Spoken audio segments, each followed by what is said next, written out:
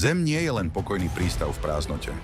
Je to zatiaľ jediný živý svet, o ktorom vieme, no stále pred nami skrýva hlboké tajomstvá. Stovky kilometrov pod našimi nohami sa nachádza obrovský rezervoár vody. Nie je však tekutá. Voda je uväznená v štruktúre minerálu ringwoodite, ako v gigantickej kamennej špongii. Je jej tam pravdepodobne viac, než vo všetkých oceánoch dohromady. Zem je zároveň planéta poháňaná vlastným vnútorným ohňom. Radioaktívny rozpad prvkov hlboko v jej vnútri produkuje teplo, ktoré hýbe kontinentmi a pomáha udržiavať magnetické pole, chrániace život pred vesmírom. Napriek tomu naša planéta pomaly stráca časť seba.